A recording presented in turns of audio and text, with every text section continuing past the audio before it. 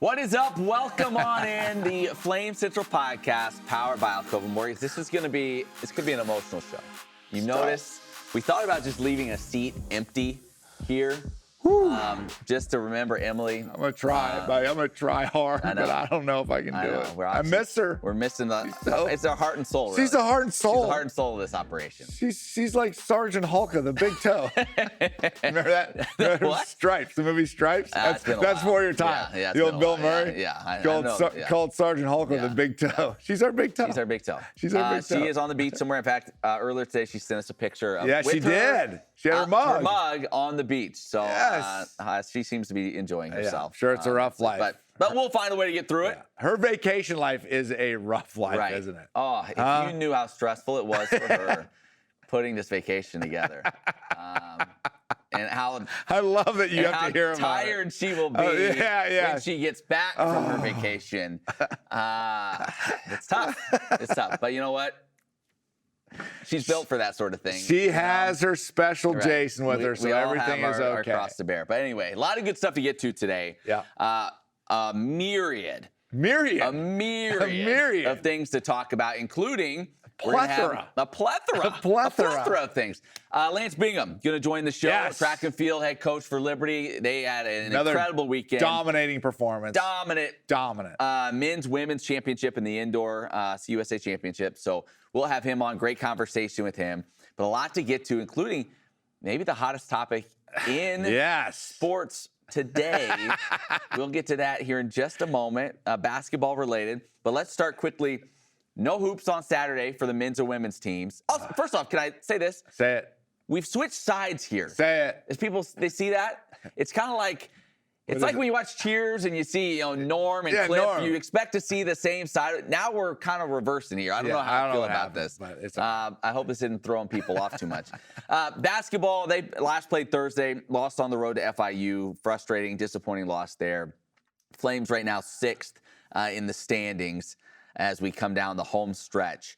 And so, hey, there's nobody who's not beatable, though. There's nobody that's not beatable. There's nobody where you go, there's just no way we can find a way. Nobody that's not beatable. One thing that is interesting, we've talked so much about the move from conference ASUN to CUSA and how much more difficult it seems to be. Like, I just was like, let me look up some stats on Liberty. Oh, here he goes. Defensively, here's a tidbit. Here he goes. Joe likes his tidbits. Tidbits with Matt Warner. Liberty, known for its defense over the years, right? Last season in conference in ASUN games, Liberty held opponents to 59.5 points. That's lockdown. That's lockdown. This season in CUSA, opponents scoring just a shade under 70, 69.8. Wow. It's almost a 10-point difference.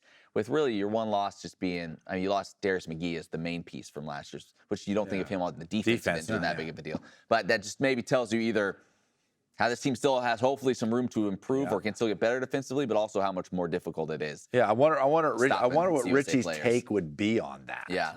Is this conference just a more athletic conference where, I think so. The gaps are, a little bit tighter that you got to close down in order to get those stops defensively. Or is it like this team just we're on the right path. Yeah. But we haven't quite gelled yet defensively. Because I know so much as defense is being in the right position. Everybody's got a role. Everybody's got a part. And it's working together as one whole unit in order to defend properly. So Richie's always said, the longer you're in this system, the more you get it, the better you get. And you've got some guys that haven't been in it that long. So maybe that's part of it. But they're in 6th right now. Still a chance. 3 of their last 4 games at home, including Thursday night, 9 p.m. tip-off. Thursday night. New Mexico State, that one on CBS Sports Network. So a late tip for that one, but try to get out for that ball. Hey, you know what, Matt Warner? What's that? You coming? On March the 9th, the last home game, I'm showing up to Liberty Arena with 9 kids for Reese's birthday party. Really? Yeah, we're coming in, and we're coming in hot. Could you, all right, hold on, you got 9. I got 9, so 10 tickets. Robert Goodman got me 9 plus you? 9 plus me. So 10 people. So we got to come up with something 10 characters long that you can paint your chest and have Liberty. Wait, LUFLAME. You could do LU Flames. Yeah. Wait, do I have to get in this? No. You can just be the space. Yeah, I'll be the space. LU and then just white pasty space. I'm keeping my shirt on. Oh, you're keeping it on. No, I'm keeping my shirt on. Okay, all right. Yeah, you might need to see if you can come up with something. That'd be good. That'd be good. No, Reese's birthday party. That'll be great. Yeah, come watch the Flames. He's excited. Reese loves Flame basketball. That'll be good. That'll be good. By the way, we talked so much about home team dominance in this conference. Road teams are surging.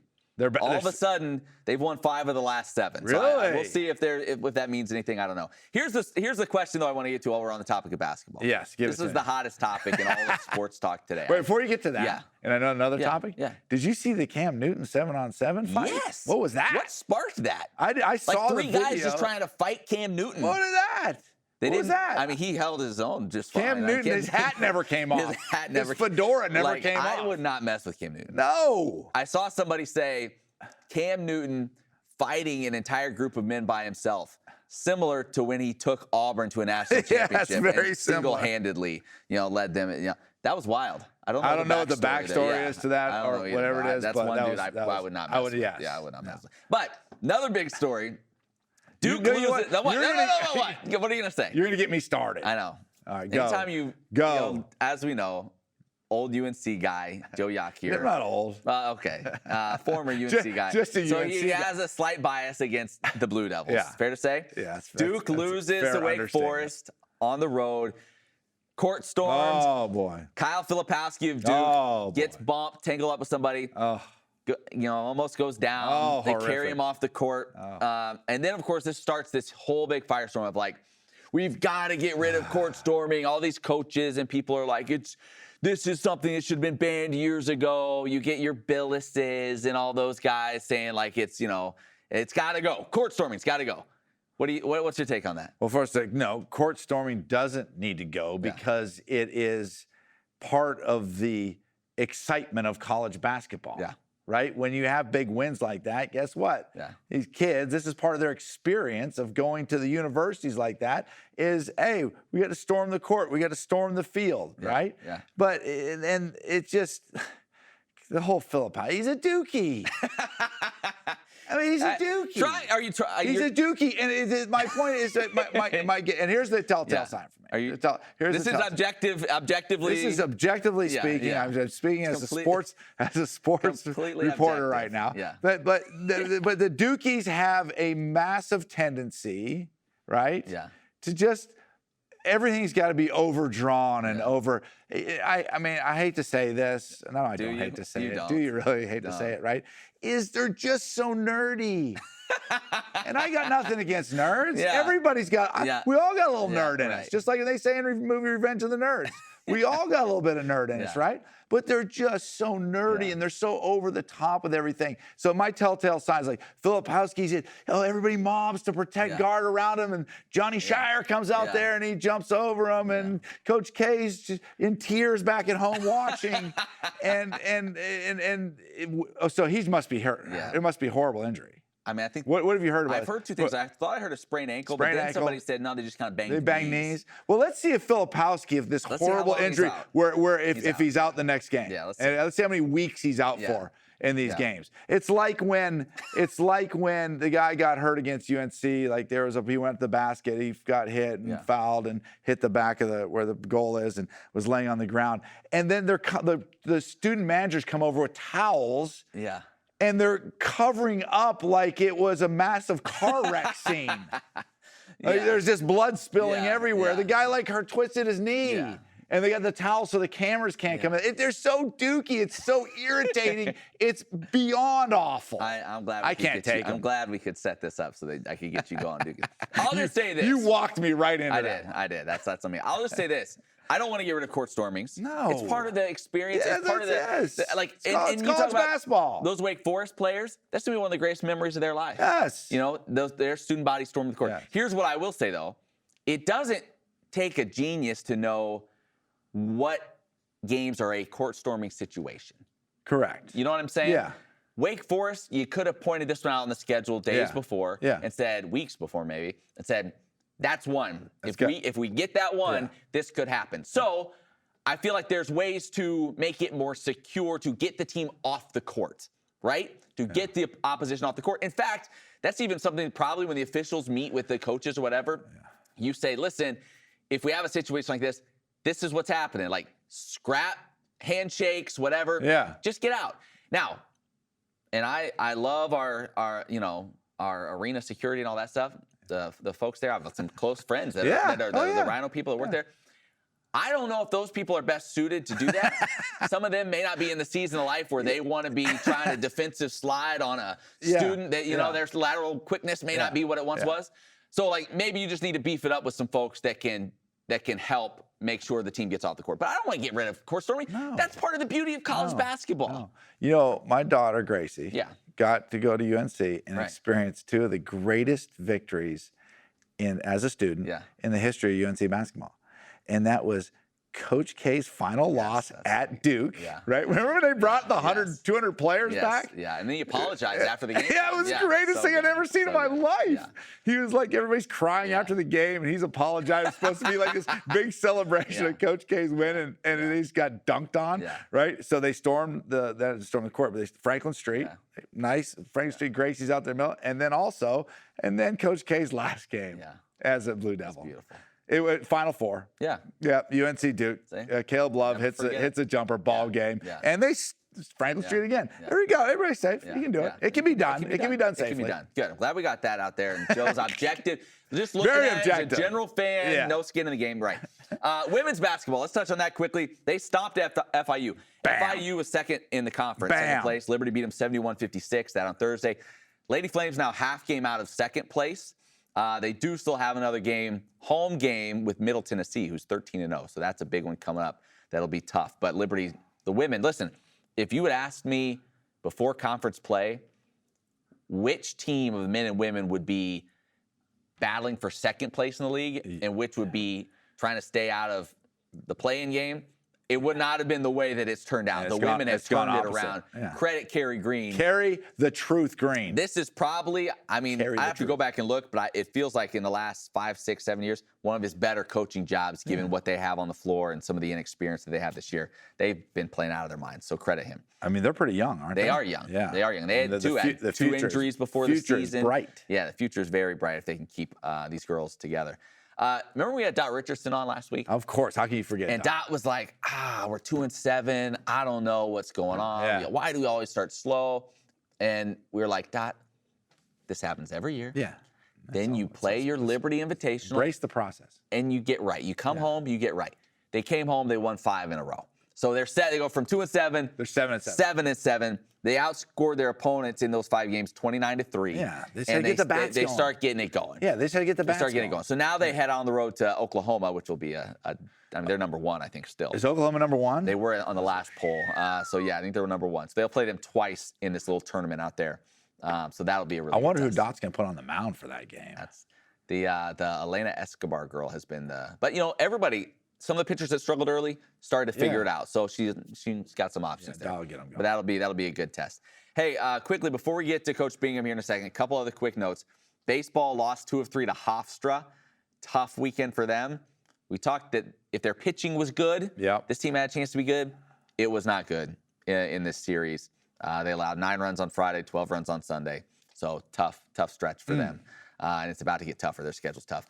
But also, swimming and diving, they won a conference championship over the weekend. Let's go. Their 6th straight conference championship, first in the ASUN. So congrats to them. Let's go. So between them, track and field, it was a great weekend of conference championships. But speaking of track and field, Coach Lance Bingham in the house. How many? What would we 27. say? 27 straight indoor titles for the Liberty men.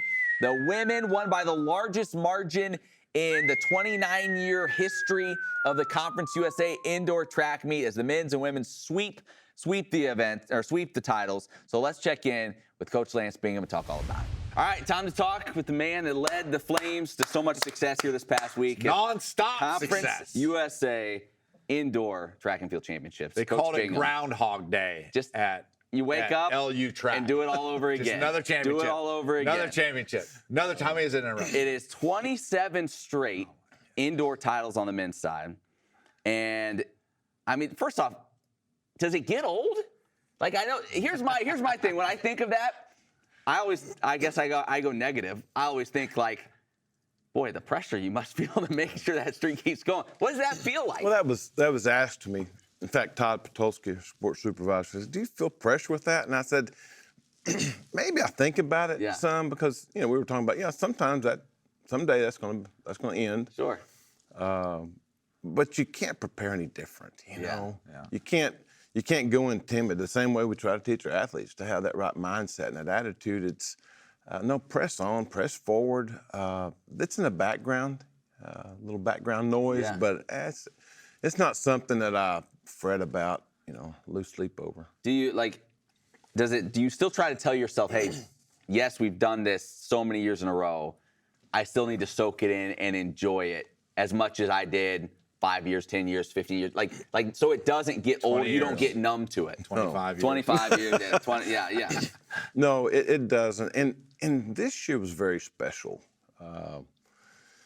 Had a lot of trials, several things happened, several injuries, things you're not expecting, and throughout the fall. And so we had a great retreat back in the fall, just a team retreat, took the whole team. It was like a revival. Wow. Where'd you go to? Thomas Road Outpost there at the nice. Peaks. Beautiful facility. They've done a great job there. We worked that out, and my son, Cody, he was talking about Cody earlier. He and Brandon Reed both led a couple of services, and then the coaches all shared our core values and everything. But sometimes when you have a great, almost revival like that, on the back end of it, hey, let's keep the guard up, press on, because it seemed like several things hit us hard. So I think them embracing those core values we went over during our team retreat and seeing the result of that.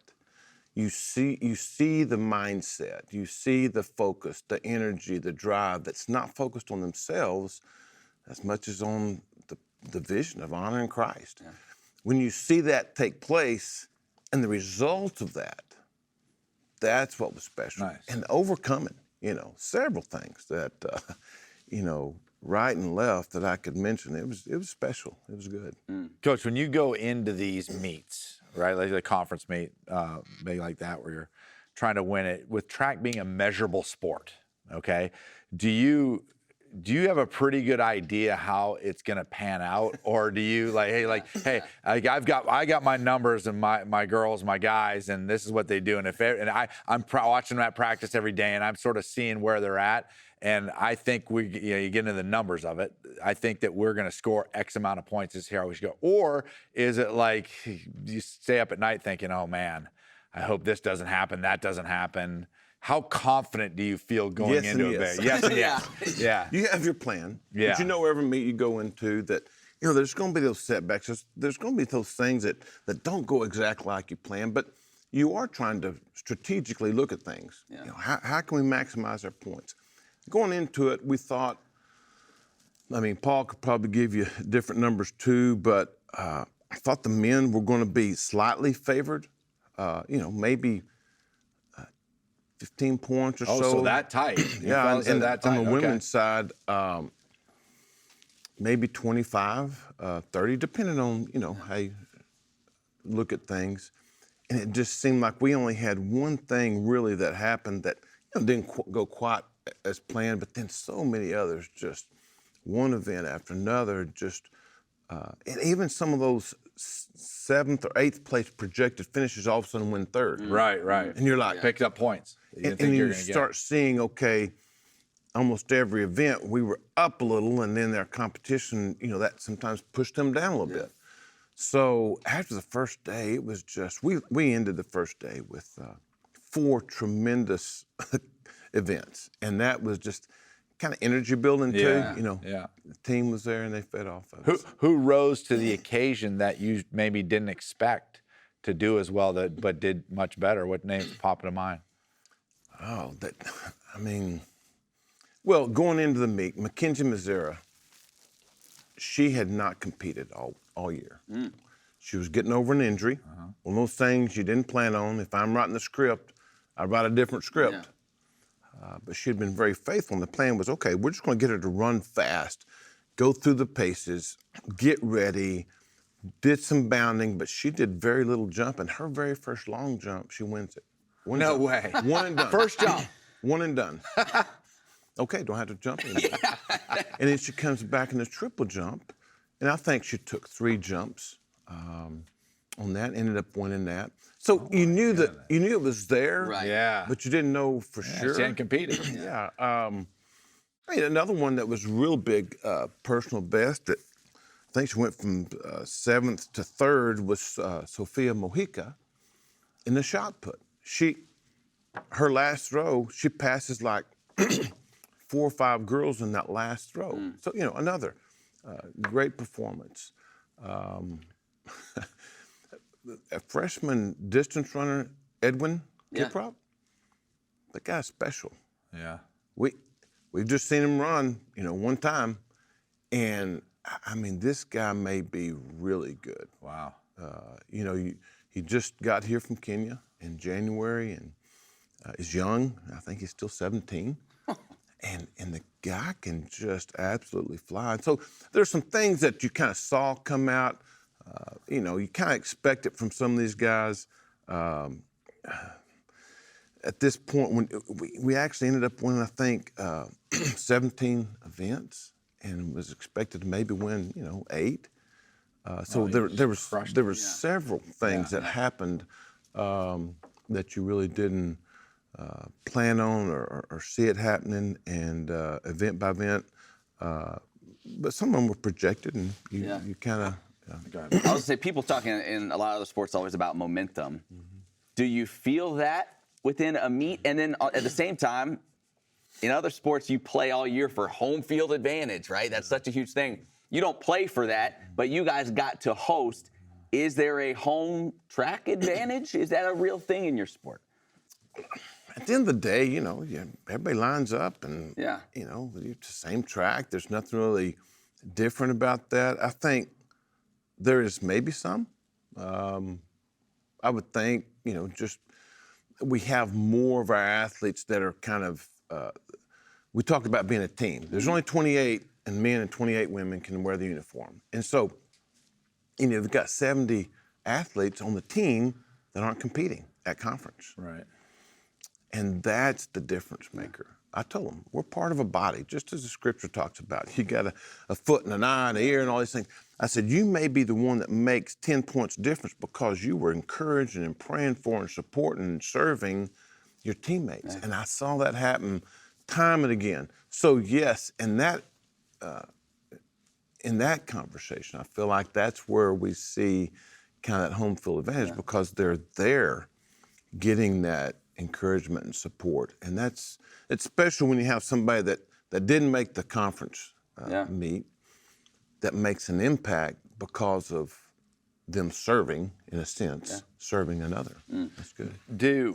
How hard is it for you as a coach when you look at the team? You keep talking about the team, but you also have, it's a very individual sport, right? And so you have these individuals that they could be a conference champion maybe if they just focused in on this one event. They're not going to tire them out, whatever it may. Hey, they're a 400-meter runner, but they could also be a really good 800-meter runner. But if you run them in the 800 and the 400 or the 200, whatever those may be, it's like if they just focus on this one thing, they could be the champion in that one thing. But if they ran all 3, then maybe they could score points. They may not win them, but they can score more points for the team. How hard is that for you as a coach to balance out the individual and the team aspect? And we are a team, and that's going to be our focus. There were several individuals that I would say sacrificed, like Anthony and Patasha, Brian, brother and sister, won both the multis.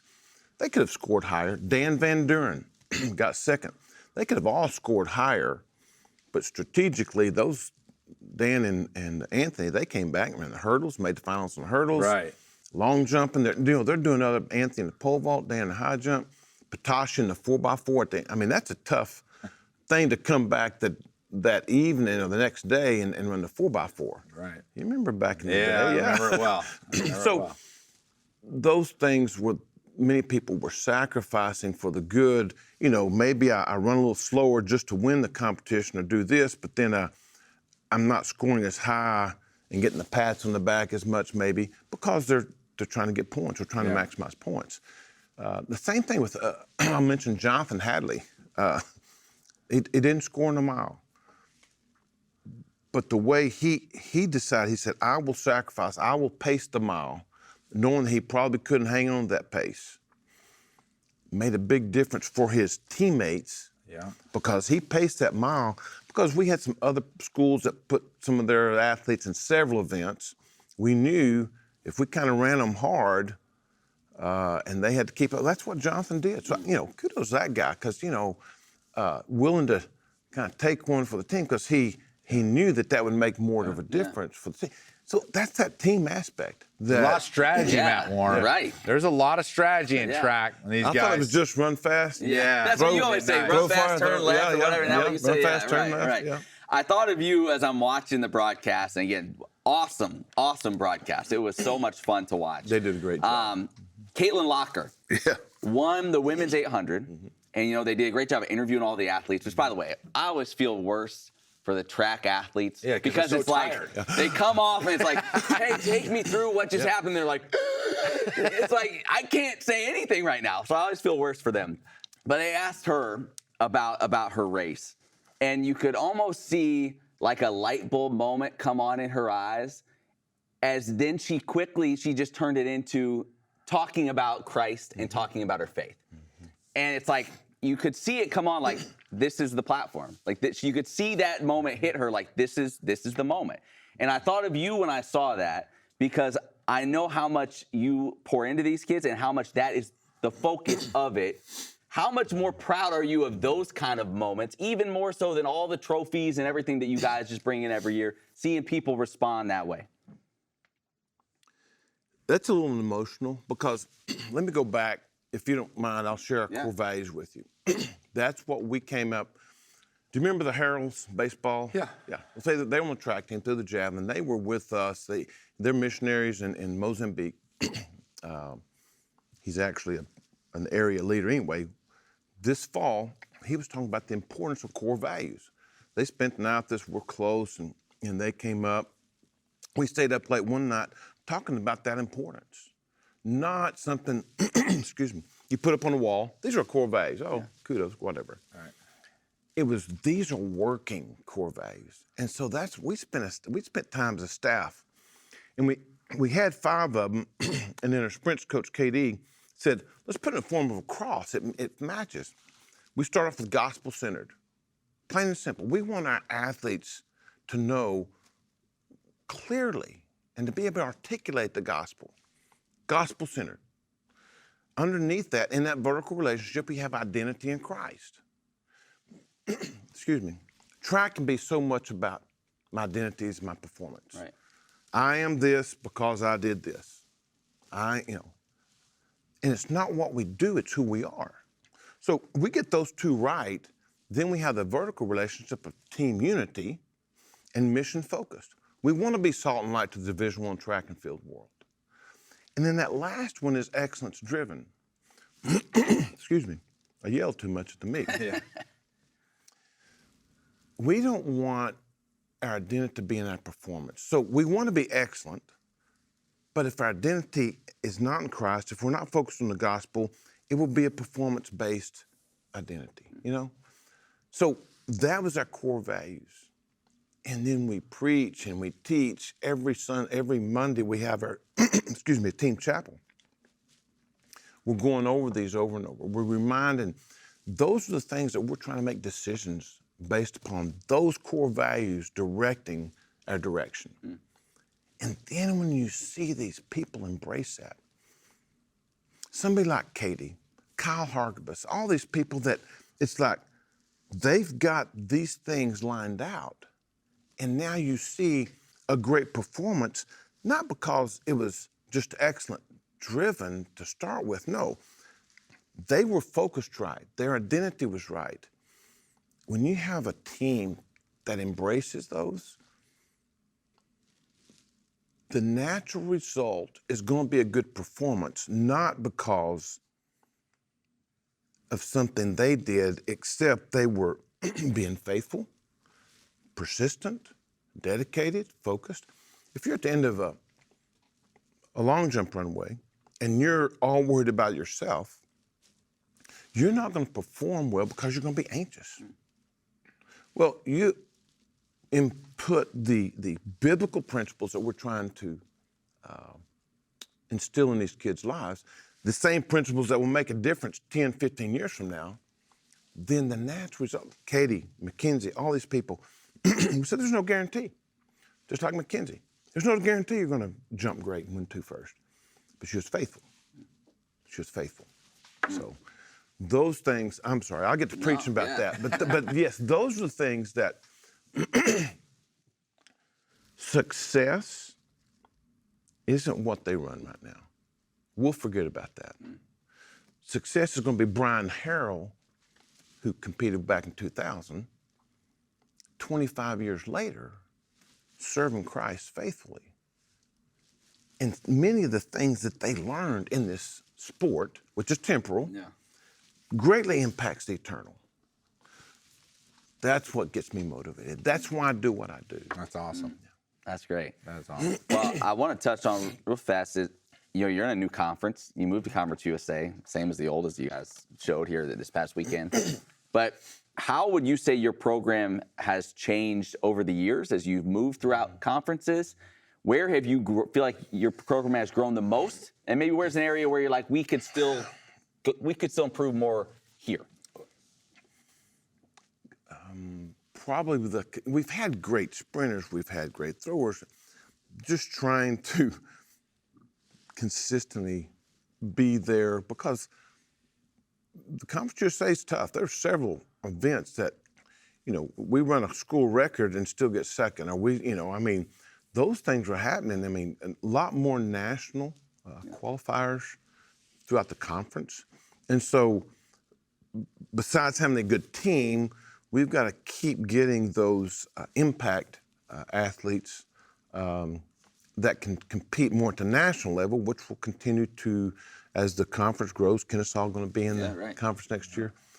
That's going to take the quality of those 4th, 5th, 6th, 7th places. It's going to take that higher and higher. Coach, what is the deal with this 400-meter runner from Georgia? You know about this kid? Yeah. Have you heard about this kid, man? He's decent. Yeah, he's okay. He broke the indoor world record. Oh, yeah, I saw that. And he's 19 years old? Who is this guy, and where did he come from? You know anything about him? I don't know much about him. I just saw. I was like, whoa, 19 years old, indoor world record in the 400 meters. 44.4, something like that. And you're seeing more and more. You look at the national rankings. There's certain events you're like just scratching your head, and it's like, it's just incredible some of the numbers that it takes to get to go to nationals now. How many athletes will you have that will make nationals? Indoor, there'll be one. One. Well, we think Warren will probably be there. Yes. Okay. Man, so high bar. The bar is very high to get on that national. Yeah, and India Cartwright, I think, is going to end up being close. Ran a phenomenal race, years past, you think, you run a sub 8.2, you're going to make it to nationals. Well, yeah. And with vault, you've kept up with that in the past, and I'm not sure what it's going to end up taking. It's probably going to take 14. What won the women's vault this year at conference? I'm not sure. Katie had one of those days. She was vaulting great, blowing through poles. And ended up no hiding. If I'm writing the script, I write a different script. But that was really the only hiccup kind of we had within the group. I think 417, which would be 13. No, that wasn't that high. I think it's 408. 408, yeah. So just over 13. Yeah, 13, 2 or 3. Yeah, wasn't quite as high as what they came in ranked at. I'll let you guys break down pole vaulting more. Well, run fast and carry a big stick. I've obviously got my self-interest in pole. My daughter was she was a pole great. vaulter. Fast. Yeah. Well, Coach, we appreciate you coming on. Congrats on the continued success. And it's always great catching up with you. I love your approach to how you lead this program, and it shows in just the athletes and the way that they respond after great performances like this. And Coach Tolsma, he set that standard high. and we want to keep doing the things that God started through him. Okay, Joe's got one thing you need you to do. Coach, you do this right with there. everybody. So you hold this that mug water up, bottle right? Right? Okay. You'll look into that camera. Right You're looking there. into the heart of America. Okay. And you say, the Flame Central Podcast, that's what we are, and then powered by ALCOVA Mortgage. Yeah. Easy. Flame Central See, that's all right. The Flame Central Podcast, powered by the one and only ALCOVA Mortgage. Yeah, that's good. He put a little something extra on that. oomph onto it. That was good. Thank you, Coach. Appreciate it. Thanks for coming on. Thanks, Coach. Appreciate it. Coach Bingham's the best. He's great. He's great. What a guy. Like, when you think about coaches, and there's a number, you could pick quite a few actually here on this campus. But if you were to say, like, who's a coach that really embodies what Liberty's supposed to be about? Old school. Coach Bingham. He's old school. He is. I mean, when I showed up here in 1997, right? Lance Bingham was right there. Yeah. I mean, Lance Bingham is a salt of the earth guy. Absolutely.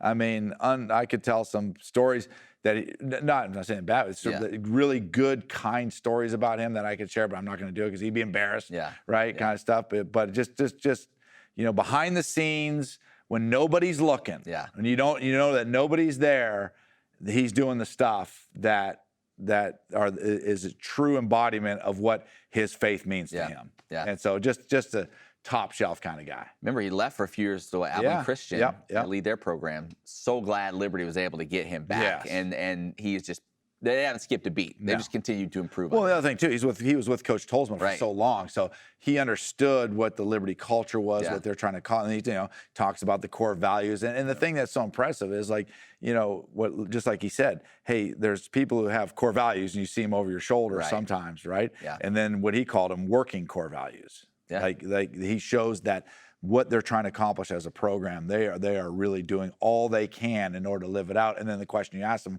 about, the faith of the girl who won and how that's the reaction. That's the light bulb, like you said, that went off. That where do you go to when you're standing on top of that mountain? And so very, very, very well run program. Very excited for them. Yeah, no, it's great for them to continue playing or performing that well. All right, we got a couple other things we want to hit before we go. First off, I want to give a shout out real quick to men's tennis. They're ranked 74th in the country and beat number 65 Dartmouth, number 49 Charlotte. Let's go! So tennis is playing well. But that leads us into a mailbag question. Uh-oh. Because we got a mailbag question this morning, actually. Tennis players make really good pickleball players. Well, and you're feeding into it. I hadn't told you this. You hadn't told me this. Mark Murdoch. Madman Murdoch. Mad Dog Murdoch. Mad Dog Murdoch. He sends us a question. He wants to know, and the tennis kind of sparked this question. Yeah. The E-Trade babies in the Super Bowl commercial said pickleball is just tennis for babies. Yeah. He wants to know your take on that. See, once again, this is like the Duke question. Yeah, right. It's just going right into we just tee you up, Joe. You're just trying to provoke you up. You're just trying to provoke me. Yeah. Okay, now with that being said, I have the utmost respect for tennis players. Oh, yeah. I mean, these dudes are phenomenal athletes, right? But you are starting to see a lot more tennis players obviously get into pickleball. Yeah. And here's what I'll say about pickleball. And this is why I think pickleball is such a great sport, because you don't have to be a great athlete to play pickleball. Right. You can go out and play with a number of not great athletes every Tuesday night. Well, we don't. I can name names. I'm not saying that. You said that, not me. Okay, you're gonna have to answer those guys. Okay, right? They know who I'm talking about. They are the most. Matt Warner is the most feared man in the JPL, though. Not because, and it's not because of his game. No, it's not. It is 100% because of his really bad temper. Yeah, that he needs to get. But my point is this: you can play pickleball and just have fun. Yeah. Right? It's a sport you can be good enough to go out and, I'm not super competitive. I just went out with my friends and we had a little fun, got a little exercise, right? But I'm going to tell you this right now. If you want to get good at it, like you want to get really good and play at a high level, the athletes and the game is brought into now because of, obviously the more pro tournaments there are and the more the money's getting bigger and whatnot. So you're seeing a guy who might be ranked 500th in the world in tennis, right? He's like, I can switch over to pickleball. But the athletes that are coming in the sport and then the level of trying to get really good at it, you watch some of this stuff on TV. Yeah. I mean, it's fast paced and you got to be a good athlete. You know who's really gotten into pickleball? A lot of staff members with Liberty basketball. They have, Basketball SID, Bill Smith, a lot of the those guys, when they go on the road, they're finding courts. No, they're not. And they're going to play. All the time. All right, let's get them out to Hell's Half Acre. Get them out there. We'll get them out there and just give them the beatings that they deserve. Okay, all right, we can do that. I mean, how much fun that'll be? We can definitely just put the absolute hammer down on these guys. Everybody, Joe's place, it's kind of the envy of the pickleball world. Everybody wants to see it. Not everybody gets an invite. It's exclusive and it's private. Right. All right, one more mailbag question. This coming two to us, mailbags? That's right. This one coming to us from our friend Noah. He wants to know, looking ahead, remember, Saturday is the spring game, football spring game. Yes. I understand you're going to be doing a little something out there with Alan York. Yep. 1:30 is when it starts. Gates open at 1 o'clock. So get on out there. Hopefully the weather's great, but get on out there to see the Flames. But Noah wants to know, at this point, who do you feel like in Conference USA will be Liberty's greatest threat? He said New Mexico State again. I think we all agree no. I don't think so. Probably we would think they would take a step back just based on new coach, no Diego Pavia. They lost some other pieces as well. They lost a lot of pieces of puzzle. I would probably lean towards Jacksonville State at this point. Rich Rod did a really good job. I think they overachieved last year. Yeah. They went through a lot of quarterback injuries last year. I think they're going to be good. And then I think Western Kentucky. Yeah, I think that's another one. They underachieved this year by their standards. I mean, the Western Kentucky, obviously, because it historically is a very good program, right? So they've built a culture there that is solid, right? Jacksonville State overachieved, and I think they're going to build on momentum. And my guess is, I haven't followed them closely, but my guess is with the transfer portal that people are going to want to play for Rich Rod. So they're bringing in good players. I'm telling you, and everybody calls me crazy on this one, right? But I'm telling you, the team that has the athletes and is a really good football team, and it comes from a winning culture, is Sam Houston State. Bounce back season coming for them. I think. I mean, they took the Flames to the absolute wire. I mean, they had 3 shots to win. To basically, Liberty's not even dreaming of going to the Fiesta Bowl if they make one play at the end of a game. So I think Sam Houston State, athletically, when you look at them, especially on defense, they have the players and come from a winning culture, which I think is a big part. That's a great call. Like, just running through real fast them, not like they were 3-9 last year. And you say, oh, okay, bad program. They moved up a level. It's costing. Right. You go 7-point overtime loss. This is just conference play. 7-point overtime point. 5-point loss to Liberty. 6-point loss to New Mexico State. 6-point double overtime loss. 3-point loss. I mean, good 5-point loss. They're all one possession games right there. or in overtime in some cases. So they were right there. They were 3-9. They very easily could have had 6 wins in mid-bowl, and had a shot to go to bowl. So that's a big bounce back candidate. Good call on that. And probably a team a lot of people aren't really thinking about after. And I think like so much of that in football, especially, has to do. That's another reason why Liberty's gotten to be so good, is when you can create, whether it's this coach, whether it was, you go all the way back to Danny Rocco, Sam Rutigliano, right? You go back to it's the winning culture that you create, and so Sam Houston comes from that, made a step up, where I think they won the national championship a few years back, at FCS. And so they want to win there. And I think they're going to be a tough team. And down in that part of the country, a lot of great athletes. A lot of good players there. Keep doing that. All right, Joe, that's about it. Listen, we expect Emily to be back next week. You never know on these things. You never know. You never know. So we are excited to see if she did any photo shoots while she was down there. Please do, Emily. Please do a photo shoot for us. I mean, it's something really cheesy, really special. Well, we know if she does.